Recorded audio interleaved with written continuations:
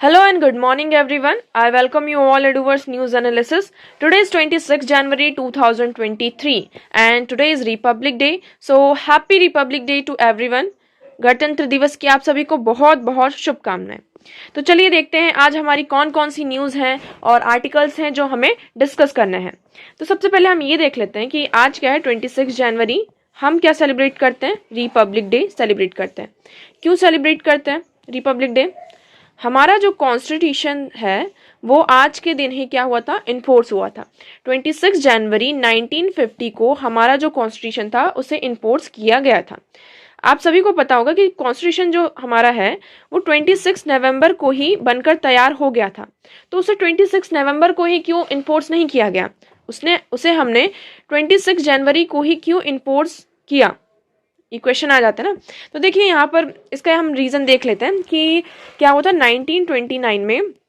1929 में 19 दिसंबर 1929 में लाहौर सेशन हुआ था जिसमें कांग्रेस ने ये अनाउंस किया था कि हम 26 जनवरी 1930 को क्या करेंगे? अपना इंडिपेंडेंस डे सेलिब्रेट करेंगे। क्या करेंगे? लाहौर सेशन हुआ था 1929 में जिसमें कांग्रेस ने ये अनाउंस किया था कि हम 26 जनवरी 1930 को अपना इंडिपेंडेंस डे सेलिब्रेट करेंगे। इसी सेशन में हमने पूर्ण स्वराज की मांग की थी। आप सभी को पता होगा ये जो लाहौर सेशन हुआ था इसी में हमने पूर्ण स्वराज की भी मांग की थी, ठीक है ना। और यहीं पर हमने अनाउंस किया था कि 26 जनवरी 1930 को हम क्या करेंगे? हम अपना इंडिपेंडेंस डे सेलिब्रेट करेंगे। बट ऐसा हो ना सका। हमें इंडिपेंडेंस कब मिली? 1947 को। 15 अगस्त 1957 को हमें क्या मिली? इंडिपेंडेंस मिली। अब ये जो डेट उस सेशन में डिक्लेयर की गई थी, अनाउंस की गई थी ये 26 जनवरी। तो इस डेट की जो अहमियत है कि इसकी एक तरीके से कह सकते हैं क्रेडिबिलिटी है, इसको इंश्योर रखने के लिए इसको बनाए रखने के लिए हमने क्या किया? हमारा जो कॉन्स्टिट्यूशन है उसे हमने इस दिन इन्फोर्स किया। तो आई होप आपको यहाँ पे ये क्लियर हो गया होगा कि हम 26 जनवरी को ही क्यों अपना रिपब्लिक डे सेलिब्रेट करते हैं। तो चलिए देखते हैं हमारी आज की पहली न्यूज़ क्या है। यहाँ पे जो हमारी प्रेसिडेंट है श्रीमती द्रौपदी मुर्मू जी, उन्होंने यहाँ पे ये कहा है जो हमारा ये 74th रिपब्लिक डे है। कौन सा है हमारा 74th रिपब्लिक डे है। तो इसको एड्रेस करते हुए ये उनका पहला रिपब्लिक डे है, कह सकते हैं एज अ प्रेसिडेंट, है ना। एज अ प्रेसिडेंट ये उनका पहला रिपब्लिक डे है। तो उन्होंने यहाँ पर कुछ बातें कही। उन्होंने ये कहा कि जो हमारा कॉन्स्टिट्यूशन है, हमारे इंडिया ने जो डेमोक्रेटिक रिपब्लिक हमारी कंट्री कैसी है? डेमोक्रेटिक रिपब्लिक है। तो ये जो डेमोक्रेटिक रिपब्लिक है इसको हमने क्या किया? सक्सीड किया है। हमारे इंडिया में बहुत डाइवर्सिटी है, बहुत सारी लैंग्वेजेस हैं, है ना। डाइवर्सिटी है, वेरियस कास्ट के लोग रहते हैं, बहुत सारी क्रीड के, क्लास के बहुत सारे लोग रहते हैं। हमारा इंडिया क्या है? डाइवर्सिफाई है। और ऐसी डाइवर्सिफाई कंट्री में डेमोक्रेटिक रिपब्लिक का होना कि उसका सक्सेस होना बहुत ही बड़ी बात होती है। तो उन्होंने ये कहा है कि ये सब ऐसा सक्सेसफुल कैसा रहा है? जो हमारे कॉन्स्टिट्यूशन मेकर्स थे, जो हमारे आर्किटेक्ट हैं कॉन्स्टिट्यूशन के, उनका ये जो कलेक्टिव विजन था उन्होंने कहा है, देखो, says their collective wisdom has guided India's information from poor nation to a confident one. कि जो हमारे कॉन्स्टिट्यूशन के आर्किटेक्ट्स हैं उनका ये जो कलेक्टिव विजन है उसकी ही वजह से इंडिया को जो ट्रांसफॉर्मेशन हुआ है एक पुअर नेशन से किस तरफ? एक कॉन्फिडेंट नेशन की तरफ। तो ये सिर्फ उनका ही कलेक्टिव विजडम था जिसकी वजह से हम यहाँ तक पहुंच पाए। अब देखिए इसमें यहाँ पे हम और बात करते हैं। हम अगर प्लानिंग देखें, इन्होंने जो बात कही है प्रेसिडेंट जी ने हमारी, ये क्या कहा है कि हम पहले क्या थे? जब हमें इंडिपेंडेंस मिली थी तब हम एकदम पुअर नेशन थे, है ना, पुअर नेशन थे। और आज के टाइम पर देखें तो हमारी जो इकोनॉमी है बहुत ही अच्छे तरीके से चल रही है, हम ग्रोथ कर रहे हैं, डेवलप कर रहे हैं। अब हम अगर हिस्ट्री देखें हमारी इकोनॉमिक प्लानिंग की, तो इंडियन की हिस्ट्री देखते हैं। जैसे कि हमारे पास क्या है? कांग्रेस प्लान आया, Bombay plan, Gandhian plan, people's plan and Sarvodaya plan. अब हम एक एक करके इनको डिस्कस करते हैं किस तरीके से इन प्लान्स के थ्रू हमने क्या किया है? अपने आप को ट्रांसफॉर्म किया है। देखिए कांग्रेस प्लान आया था 1938 में एंड 1949 में। ये क्या था? Subhash Chandra Bose took the initiative and made the national planning committee. जो सुभाष चंद्र बोस थे उन्होंने यहाँ पे इनिशिएटिव लिया 1938 में और उन्होंने क्या बनाया? एक नेशनल प्लानिंग कमिटी बनाई। ठीक है ना, under the chairmanship of Jawaharlal Nehru. Jawaharlal Nehru की चेयरमैनशिप में सुभाष चंद्र बोस ने क्या किया, यहाँ पर एक कमेटी बनाई। कौन सी कमेटी? National planning committee. इसका काम क्या था? इसका काम ये था कि क्या करना है, हमें डेवलपमेंट करना है in compressing all major areas of economy. जो हमारी इकोनॉमी के जो इम्पोर्टेंट एरियाज हैं, हमें उनके लिए कंक्रीट प्रोग्राम लेकर आना होगा ताकि हम क्या कर सकें, डेवलप कर सकें। ठीक है ना, जैसे कि देखिए यहाँ पे work of the committee was interrupted by the outbreak of the second world war. But यहाँ पर क्या हुआ, ये प्लान कब लेकर आए? 1938 में। बट वर्ल्ड वॉर 2 हो गया, तो जिसकी वजह से जो कमेटी का काम था वो इसकी वजह से यहाँ पे रुक गया। ठीक है ना, और बाद में फिर जो क्विट इंडिया मूवमेंट आ गया, तो इन दोनों चीज़ों की वजह से सेकेंड वर्ल्ड वॉर और second world war and quit India movement के कारण यहाँ पर क्या हुआ, इस कमेटी के काम पर रुक गया। फिर उसके बाद यहाँ पे इसकी एक फाइनल रिपोर्ट आती है कब? 1949 में।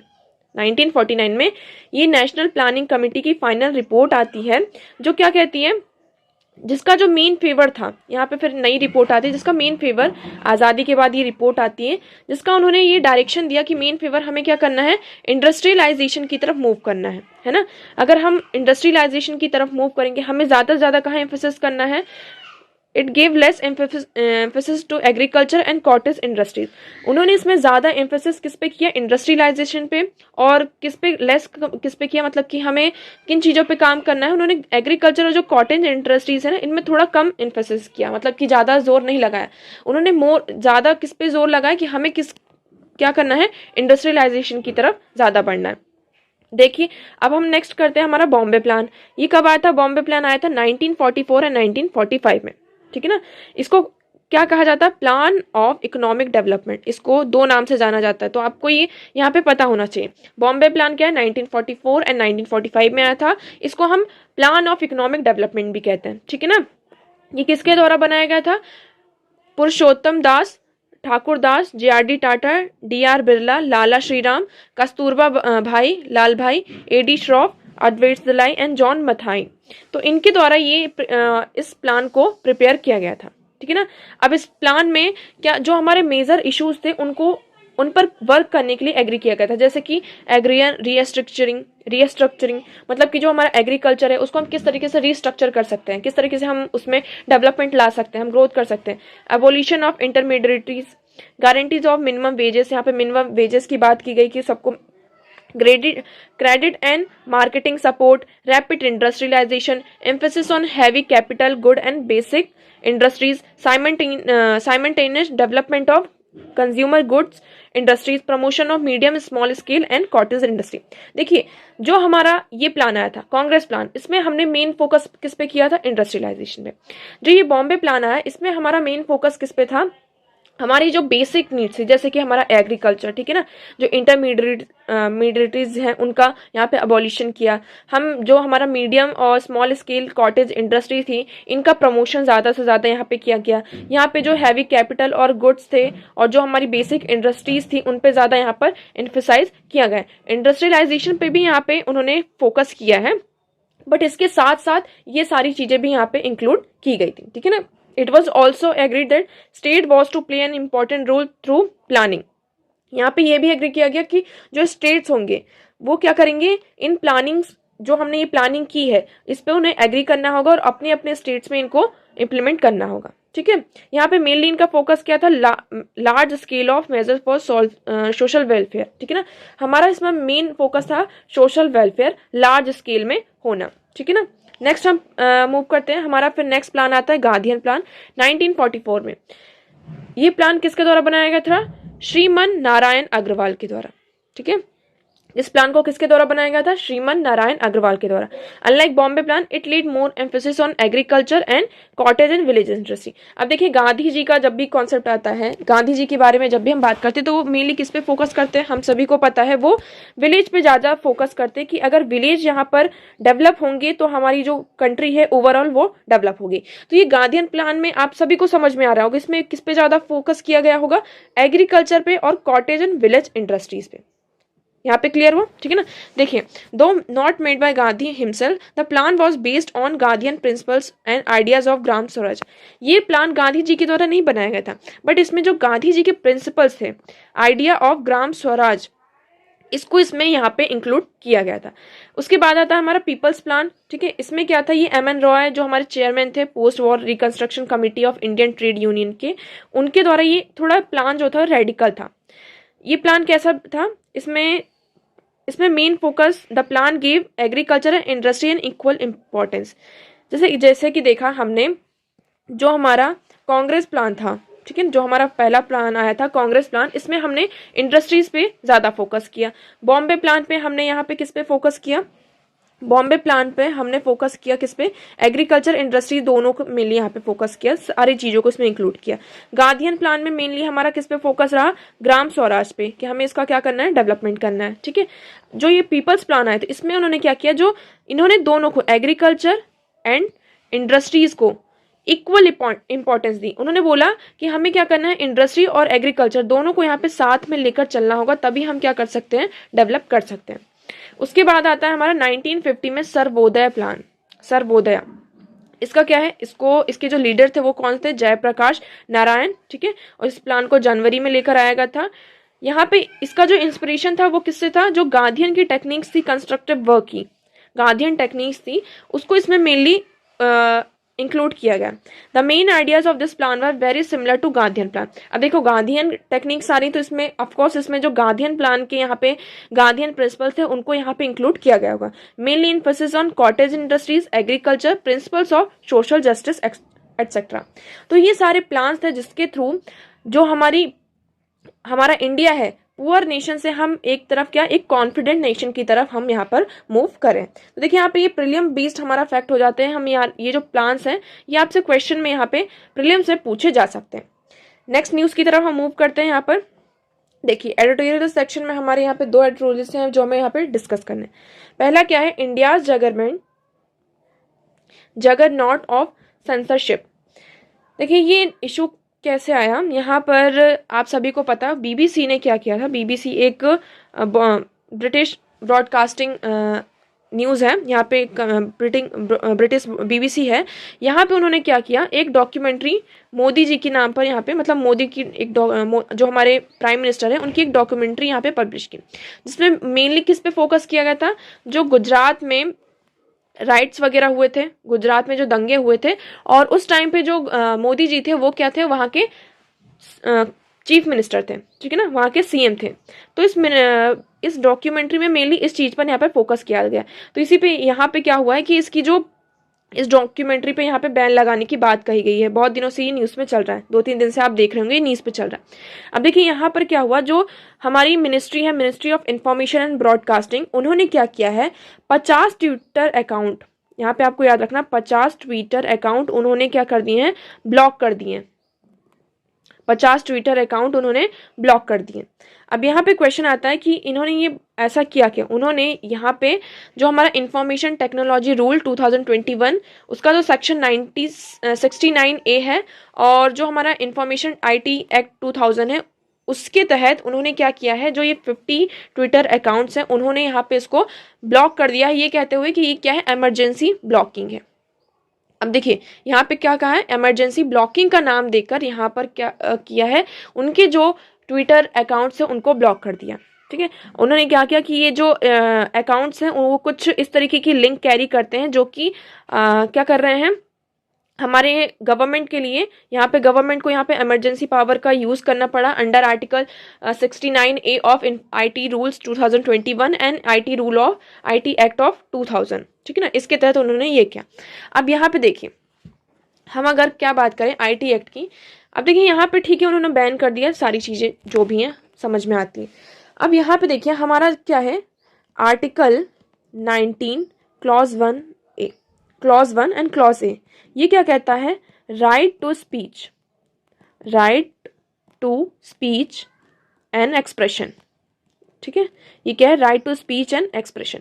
इसमें क्या है, हमारे पास राइट्स हैं, किसका, हमारे पास राइट है, right to speech and expression, जो हमारे एक्सप्रेशंस है उनको पब्लिक डोमेन में रखना, सामने रखना, ये हमारा राइट है। जब से देखिए यहाँ पे डिजिटल इंडिया, मतलब डिजिटली हम बहुत ज़्यादा मूव करें, तो हम क्या करते हैं, सोशली जो है, सोशल इंटरनेट पे ट्विटर अकाउंट्स का, इन सब का ज़्यादा यूज़ करते हैं। तो हम जो हमारे थॉट्स हैं, हमारे जो एक्सप्रेशंस हैं, हमारे जो विचार हैं, उसको हम किस पे ज़्यादातर एक्सप्रेस करते हैं? हम जो ये डिजिटल प्लेटफॉर्म्स हैं इन पे ज़्यादा यहाँ पर क्या करते हैं? एक्सप्रेस करते हैं। तो देखिए ये जो ट्विटर अकाउंट बैन किया गया तो इसमें हमारा क्या होता है, ये सारे क्या कहा जा रहा है कि जो हमारा right to speech and expression है इसका क्या हो रहा है यहाँ पे अच्छी तरीके से यहाँ पे वॉल्यूशन हो रहा है। यहाँ पे ये इमरजेंसी ब्लॉकिंग का नाम देकर, ये जो इमरजेंसी वर्ड है इसका नाम देकर यहाँ पे गवर्नमेंट क्या कर रही है, जो हमारा आर्टिकल 19 है उसको यहाँ पे क्या कर रही है? वॉलेट कर रही है। ठीक है ना, यहाँ पे इमरजेंसी का क्लॉथ बना के, उसका क्लॉथ बना के हमारा जो 19 है, आर्टिकल 19 हमारा right to speech and expression है, उसको यहाँ पे वॉलेट कर रही है। अब यहाँ पे क्वेश्चन आ जाता है हमारा क्या? नेचुरल जस्टिस का। देखिए इसमें यहाँ पे आर्टिकल में बताया गया क्या? Natural justice. नेचुरल जस्टिस क्या है? ये नेचुरल जस्टिस ये फंडामेंटल प्रिंसिपल है। क्या है? फंडामेंटल प्रिंसिपल है हमारा पब्लिक लॉ का। पब्लिक लॉ का क्या है? नेचुरल जस्टिस एक fundamental law. When decisions affect fundamental rights, कोई भी डिसीजन, ऐसा कोई डिसीजन जो है, जैसे कि यहाँ पे ये हमने क्या कर दिया, इमरजेंसी ब्लॉकिंग के नाम पर, इमरजेंसी के नाम पर यहाँ पर जो 50 ट्विटर्स अकाउंट है उनको ब्लॉक कर दिया। ठीक है, अब उसके नाम पर यहाँ पे क्या हो रहा है? देखिए हमारा जो आर्टिकल 19 है, right to speech and expression, वो यहाँ पे उसका यहाँ पे क्या हो रहा है? इस पर अफेक्ट आ रहा है कि नहीं आ रहा है ना? क्योंकि हम उसके तहत जो हमारे डिजिटल प्लेटफॉर्म्स है उनके तहत हम यहाँ पे अपने स्पीच, अपने थॉट्स, एक्सप्रेशन सामने रखते हैं। अब यहाँ पे इमरजेंसी का नाम देकर इसे क्या किया गया है? इसे यहाँ पे वॉलेट किया गया है। ठीक है, तो यहाँ पे यही बताया जा रहा है कि फंडामेंटल राइट्स को जो अफेक्ट करते हैं ऐसे रूल्स एंड लॉ, तो यहाँ पे जो ये क्या है? नेचुरल जस्टिस हमारा क्या है? फंडामेंटल प्रिंसिपल है। अब यहाँ पे देखिए सुप्रीम कोर्ट ने अपने बहुत सारे केसेस में, सुप्रीम कोर्ट का यहाँ पे एक केस आया था क्रिकेट एसोसिएशन ऑफ बंगाल का, इसमें उन्होंने क्या कहा था? Right to receive and impart information is implicit in free speech. ठीक है ना, उन्होंने क्या कहा था कि जो हमारा right to receive and implicit impart information को, किसी भी इंफॉर्मेशन को रिसीव करना और उसे सामने रखना, ये क्या है? हमारा इम्प्लिसिट राइट है। क्या है? ये हमारा इम्प्लिसिट राइट है इन फ्री स्पीच। फ्री स्पीच जो हमारा आर्टिकल 19(1)(a) कहता है, 19(1)(a) क्लॉज ए, ये क्या कहता है? हमारा फ्री स्पीच का राइट है। ठीक है ना, तो उन्होंने इस केस में कहा था क्रिकेट एसोसिएशन ऑफ बंगाल में कि अगर आप कोई इन्फॉर्मेशन आपके पास आ रही है और आप किसी इन्फॉर्मेशन को दे रहे हैं तो ये आपका राइट है, किसके अंदर? फ्री स्पीच के अंदर। एक और केस आता है सुप्रीम कोर्ट का ही, उसमें Shreya Singhal versus union of India, इसमें आता है, उन्होंने क्या कहा था कि जो आर्टिकल सेक्शन 69A है, ये जिसमें हम पावर को ब्लॉक किया जाता है, जिसमें हम क्या कहते हैं, मेनली इसमें क्या किया जाता है? पावर को ब्लॉक किया जाता है। तो इसमें क्या, इसमें हमें रीजंस बताने होंगे। यहाँ पे इसमें इस केस में सुप्रीम कोर्ट ने यह कहा था कि आप अगर किसी भी चीज को ब्लॉक कर, जैसे कि यहाँ पे भी 50 ट्विटर अकाउंट जो ब्लॉक किए गए हैं, तो यहाँ पे गवर्नमेंट को क्या करना है? यहाँ पे रीजंस बताने होंगे, वो भी रिटर्न में। क्या? यहाँ पे रिटर्न में उनको यहाँ पे रीजंस बताने होंगे, सो दैट जो पर्सन है जिसका ये यहाँ पे राइट्स का वॉल्यूशन हुआ है वो क्या कर सके? वो यहाँ पे रिट पिटीशन यहाँ पे फाइल कर सके कि किसके तहत उनका क्या हो रहा है, उनके जो राइट्स है उनका वॉल्यूशन हो रहा है। ठीक है, तो यहाँ पे क्या कर सकते हैं? यहाँ पे सुप्रीम कोर्ट ने अपनी इस केस में कहा था कि अगर आप कुछ भी पावर ब्लॉक कर रहे हैं सेक्शन 69A के अंडर, तो यहाँ पे आपको एक रिटन रीजन देना पड़ेगा। क्या? एक रिटन रीजन, राइटिंग में आपको यहाँ पे रिकॉर्डेड रीजन देना पड़ेगा कि आपने ऐसा क्यों किया है, ताकि जो पर्सन है, ठीक है ना, जो असाइलेट है, वो क्या कर सके? रिट पिटीशन यहाँ पे फाइल कर सके। तो देखिए इस आर्टिकल में हम मेनली किस पे फोकस कर सकते हैं? देखिए हमारा मेन क्या आ जाता है यहाँ पे? हमारा फंडामेंटल राइट टू स्पीच। ठीक है ना, राइट टू स्पीच। अब यहाँ पे देखिए गवर्नमेंट के यहाँ पे क्या हो रहा है? आर्बिट्रेरी एक्सचेंज हो रहा है। यहाँ पे इन्होंने इस एक्ट में ये कहा कि इमरजेंसी ब्लॉकिंग, बट ये जो इमरजेंसी का जो टर्म है ना, उसे कहीं भी डिफाइन नहीं किया गया। ये जो इमरजेंसी का टर्म है इसे कहीं भी डिफाइन नहीं किया गया कि व्हाट इज दिस इमरजेंसी। अब गवर्नमेंट जो है, जो कोई भी पर्सन है, उसे अपने तरीके से यहाँ पे क्या करते रहते हैं? इंटरप्रिटेट करते रहते हैं। ठीक है, यहाँ पे क्या है, उसको अपनी तरीके से यहाँ पे इंटरप्रिटेट करते रहते हैं। अब देखिए यहाँ पे जो ये BBC की डॉक्यूमेंट्री आई थी मोदी जी के ऊपर, इसमें क्या बताएगा कि उन्होंने ये कहा है कि ये जो डॉक्यूमेंट्री है पब्लिक को यहाँ पे दिखाई जा रही है, उसमें क्या है? एक प्रोपेगेंडा है, और ये क्या बता रहा है? कॉलोनियल माइंडसेट को यहाँ पे बता रहा है, जिसकी वजह से हमने यहाँ पे क्या किया है? इसको यहाँ पे बैन करने की यहाँ पे बात कही गई है, ठीक है ना, इसको बैन किया जा रहा है। अब देखिए इससे हमारे जो इफेक्ट्स हैं, ये जो बीबीसी है ये क्या है, ब्रिटिश का एक चैनल है। क्या है ये, ब्रिटिश का चैनल है, ब्रिटिश का ब्रॉडकास्टिंग कॉर्पोरेशन चैनल है। इसको जो फंडिंग मिलती है वो कहाँ से मिलती है, ब्रिटिश से ही मिलती है और जो अदर सोर्सेस है वहाँ से। बट कुछ टाइम से हम देख रहे हैं जो ये बीबीसी है इसकी जो फंडिंग है ब्रिटिश से वो क्या हो रही है, थोड़ी कम हो रही है।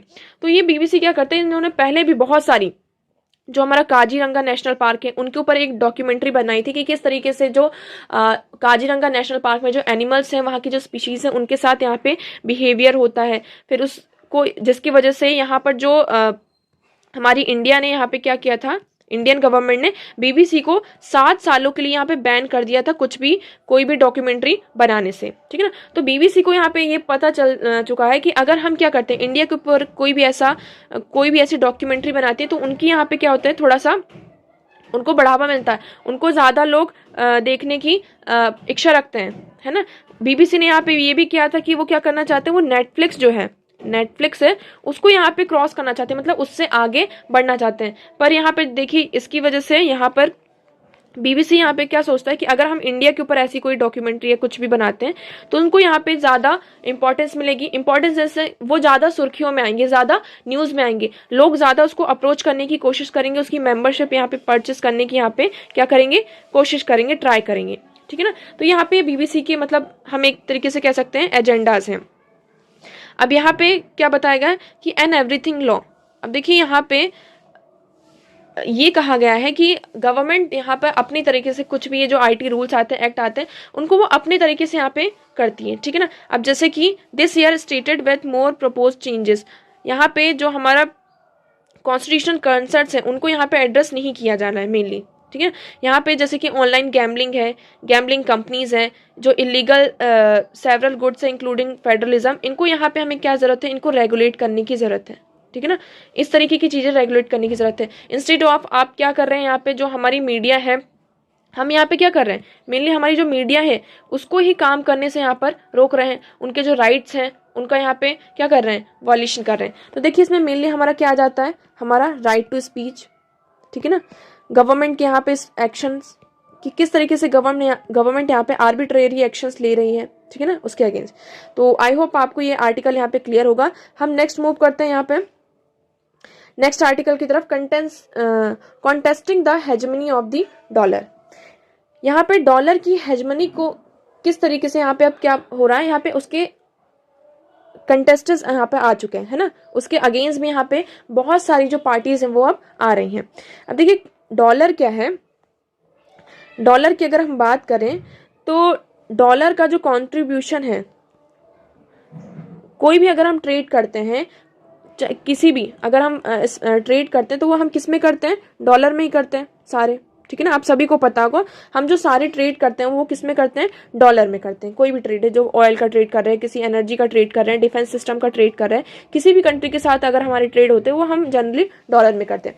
बट अब धीरे धीरे ये देखा जा रहा है कि जैसे कि जो ये रीजनल ग्रुप्स आ रहे हैं, जैसे कि हम बात करें ब्रिस्क, ठीक है, SCO, ठीक है, आसियान, साउथ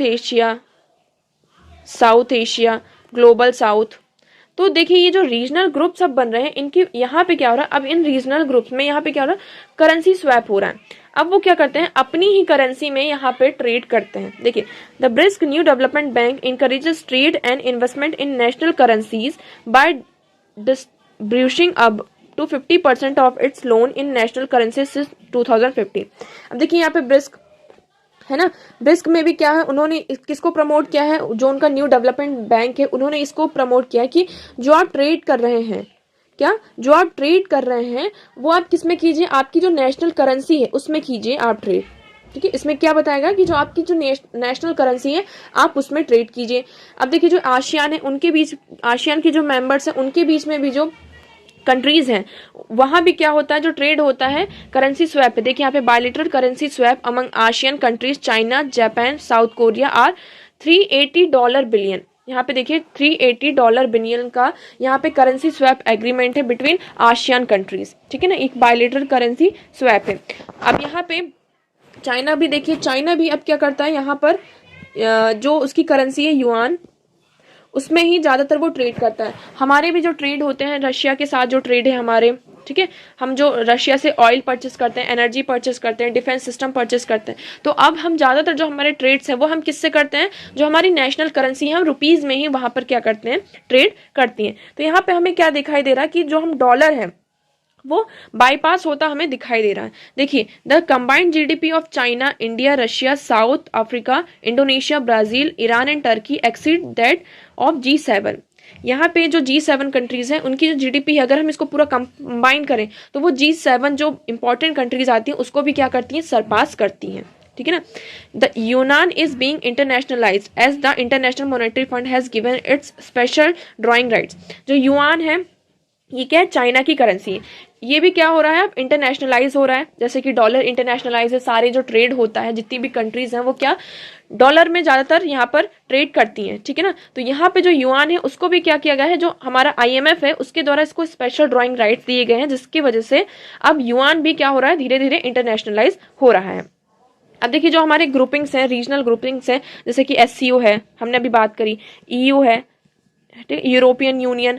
तो यहाँ पे जो रीजनल कंट्रीज होती हैं वो क्या करती हैं, अपने ही करेंसी में यहाँ पर ट्रेड करती हैं। ठीक है ना। अब देखिए, यहाँ पे चैलेंजेस बताए जा रहे हैं कि इससे क्या चैलेंजेस हमें देखने को मिल रहे हैं। अब जरूरी नहीं, क्योंकि देखिए डॉलर जो है वो हमारे अभी के टाइम पर हम देखें तो अभी भी वो 60% यहाँ पे इंक्लूड है ना, 60% अपना कॉन्ट्रीब्यूशन रखता है। अब देखिए, हम चैलेंजेस की बात करते हैं। पर despite the speculation there is no move toward the dedollarisation. यहाँ पे हम बहुत सारे मूव्स हो रहे हैं, जैसे कि जो रीजनल ग्रुप्स हैं वो अपनी करेंसी स्वैप एग्रीमेंट्स लेकर आ रहे हैं, बायलैटरल एग्रीमेंट्स हो रहे हैं करेंसी स्वैप के। ठीक है, जितने भी रीजनल ग्रुप हैं वो अपने नेशनल करेंसी में यहाँ पे ट्रेड कर रहे हैं। यहाँ पे बहुत सारे मूव्स लिए जा रहे हैं, बट फिर भी यहाँ पर हमें क्या है, डी डॉलराइजेशन देखते हुए नहीं मिल रहा। देखिए, बहुत ही अच्छा यहाँ पे वर्ड है, इस तरीके के जो वर्ड्स हैं ना वो आपको आपके जो आंसर होते हैं उनमें देखने को मिल सकते हैं। तो यहाँ पे ये कहा जा रहा है कि जो डी डॉलराइजेशन है वो हमें यहाँ पे दिखाई देता हुआ नहीं दिखाई दे रहा। क्यों? क्योंकि जो करेंसीज है, नेशन की जो करेंसीज हैं, अभी भी जो नेशनल करेंसीज हैं वो पूरी तरीके से वो नॉट फुली कन्वर्टेबल है, वो पूरी तरीके से क्या कन्वर्टेबल नहीं है। ठीक है।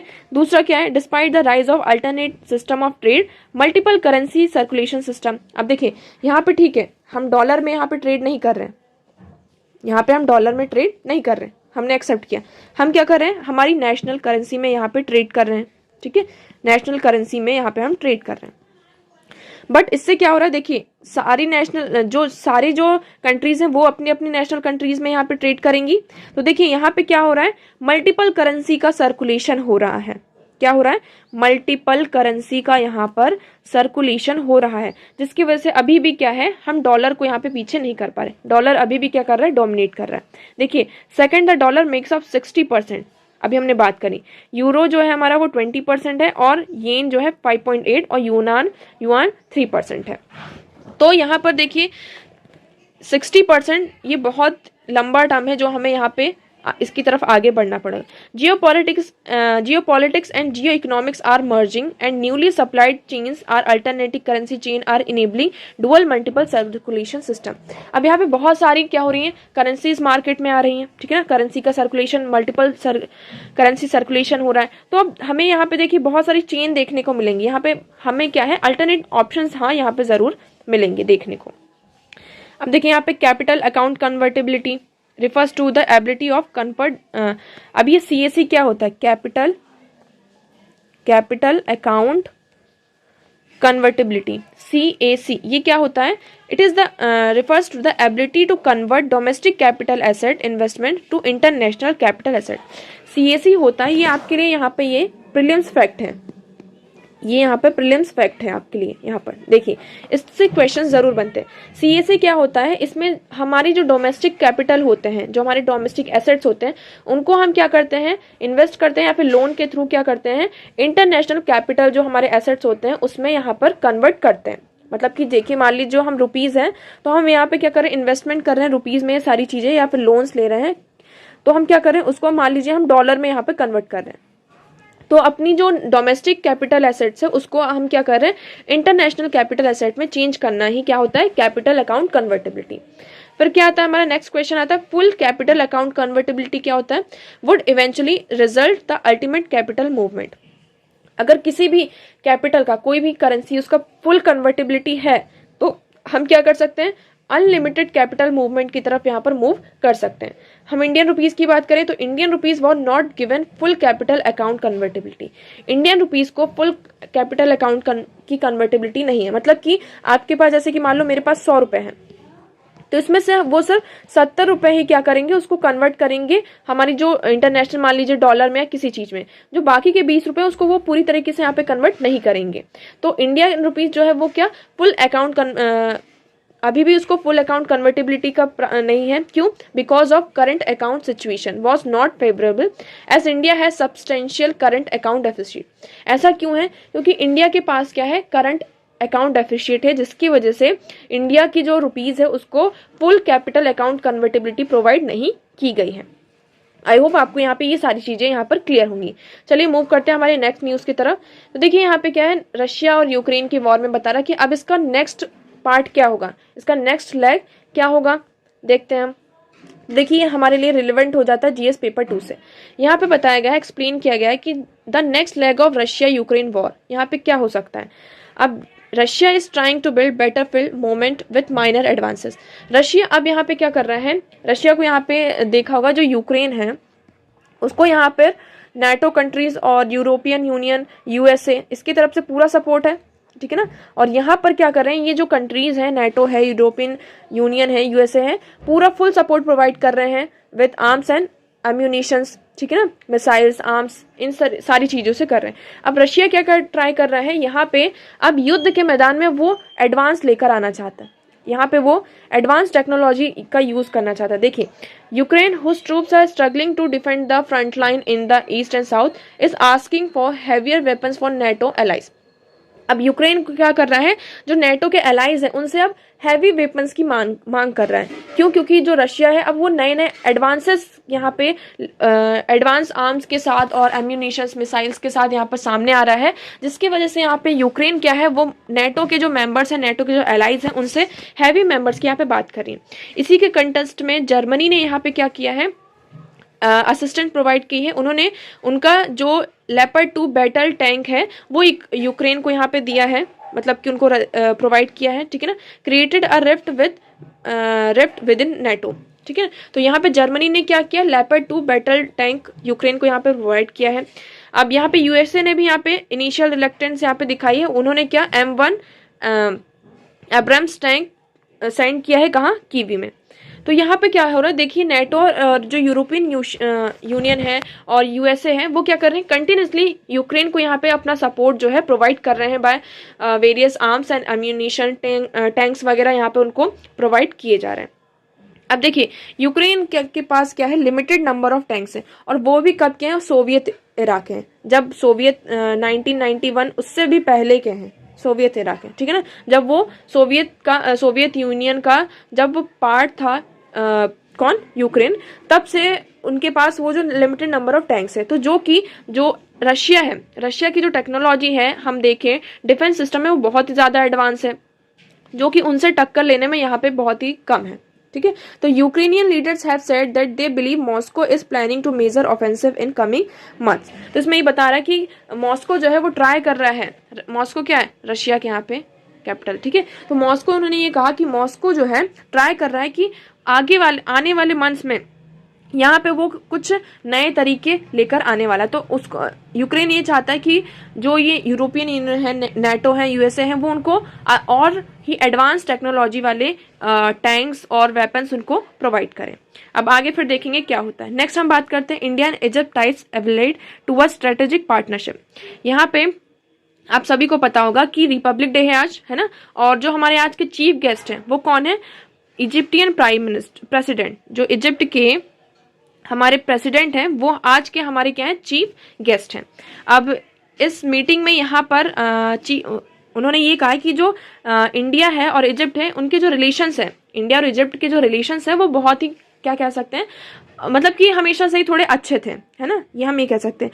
हमने यहाँ पे हमें क्या करना होगा, जो हमारे बायलैटरल टाइज है, हमारी जो स्ट्रेटेजिक पार्टनरशिप है, पॉलिटिकल, सिक्योरिटी, डिफेंस, एनर्जी और इकोनॉमिक लिंकेज हमें क्या करने होंगे, और ज़्यादा यहाँ पे बढ़ाने होंगे।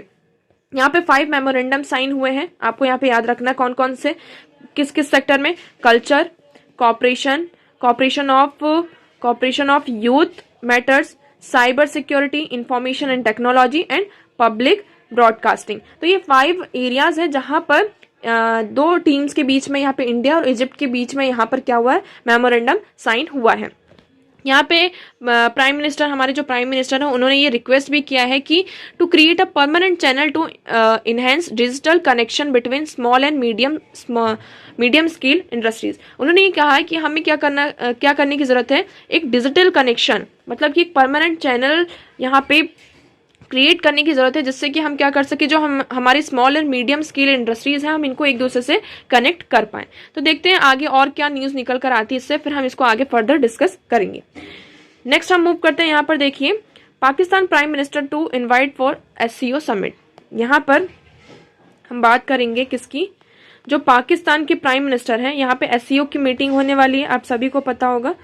यहाँ पर SCO की यहाँ पर मीटिंग होने वाली है। तो इंडिया ने क्या किया है, जो पाकिस्तान के प्राइम मिनिस्टर हैं, है ना, उनको इनवाइट किया है SCO की समिट में। ये जो SCO की समिट होगी वो कब होने वाली है, ये इसका जो स्केड्यूल आया वो मई और जून में आया, आई थिंक मई और जून में SCO की समिट होने वाली है, जिसमें इंडिया ने रशिया के प्रेसिडेंट को भी, चाइना को भी यहाँ पे इनविटेशन भेजा है, इवन यहाँ पे पाकिस्तान को भी यहाँ पे इनविटेशन भेजा है।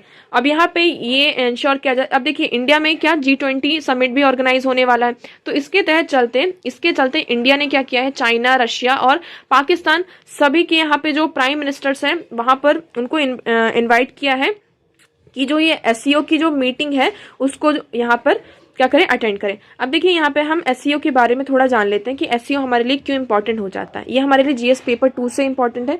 SCO क्या है, संघाई कॉपरेशन ऑर्गेनाइजेशन है, ठीक है। SCO है एक permanent intergovernmental international organisation. It's a Eurasian political, economic and military organisation aiming to maintain peace, security, stability in the region. ये क्या है, एक परमानेंट गवर्नमेंटल इंटरनेशनल ऑर्गेनाइजेशन है। ये कब क्रिएट हुआ था, ये 2001 में क्रिएट हुआ था, और इसका जो चार्टर साइन हुआ था 2002 में, और ये फोर्स में कब आया था, 2003 में। इसके ऑब्जेक्टिव्स क्या क्या हैं, हमें क्या करना है, जो हमारे नेबर्स हैं उनके साथ हमारे जो म्यूचुअल ट्रस्ट हैं उनको यहाँ पर, और जो भी मेंबर स्टेट्स हैं SCO के, उनके साथ एक म्यूचुअल ट्रस्ट और हमारे जो रिलेशन है उसको यहाँ पे स्ट्रेंथन करना है। Promoting effective cooperation in politics, trade, economy, research and technology and culture.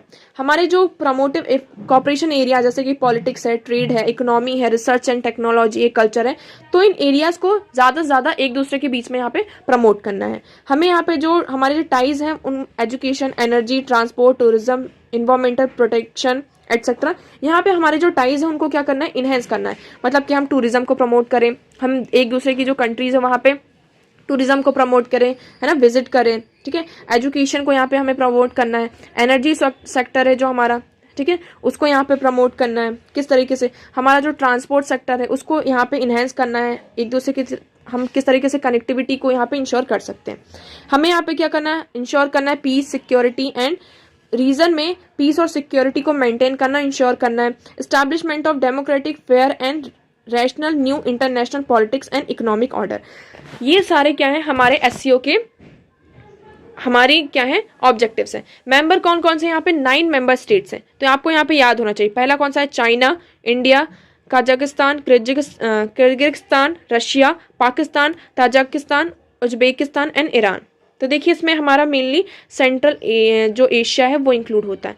तो इसमें हमारा क्या है ऑब्जेक्टिव, क्या है, जो सेंट्रल एशियन कंट्रीज़ हैं और हमारी ईस्ट एशियन कंट्रीज़ हैं उनके बीच में यहाँ पे कोऑपरेशन होना, ठीक है। तो आपको यहाँ पे सारी चीज़ें क्लियर हैं। देखिए हम मैप में एक बार देख लेते हैं।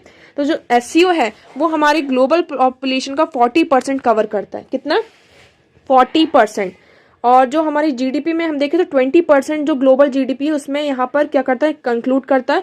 और वर्ल्ड लैंड मास में देखें, मतलब कि हम एरिया पूरा देखें तो उसमें 22%। तो देखिए SCO जो है हमारे लिए बहुत ही इंपॉर्टेंट हो जाता है, ठीक है। SCO has a strategically important role in Asia due to its geographical significance. This enables is to control Central Asia and limit the American influence in the region। इसमें हम क्या कर सकते हैं, हमारा जो सेंट्रल एशिया का पार्ट है हम उसको अपने आप से कंट्रोल कर सकते हैं। और जो रशिया का इन्फ्लुएंस है इस रीजन में, है ना, आप सभी को पता होगा जो ईरान है, ईरान है, उज्बेकिस्तान है, पाकिस्तान है, यहाँ पर यूएस का कंटिन्यूसली क्या होता रहता है, अमेरिका का इन्फ्लुएंस रहता है इस रीजन में, है ना। अमेरिका हमेशा यहाँ पे अपनी नाक अड़ाता रहता है। तो यहाँ पे हमें क्या जरूरत है कि हम इस रीजन को स्ट्रांग बनाए ताकि जो अमेरिका का इन्फ्लुएंस इस रीजन में हम उसको कम कर सके। मैप में देखिए रशिया है इसका member, Kazakhstan, Uzbekistan, Kyrgyzstan, Tajikistan, Pakistan, India and China. तो ये क्या है, हमारी मेंबर कंट्रीज हैं एससीओ की। तो ये सारी न्यूज़ हमारे यहाँ पे क्लियर होती हैं। नेक्स्ट हम न्यूज़ की तरफ मूव करते हैं। तो आज के लिए इतना ही। अब यहाँ पे बताया कि बैंक्स में raise deposit rates to compete with small savings, RBI.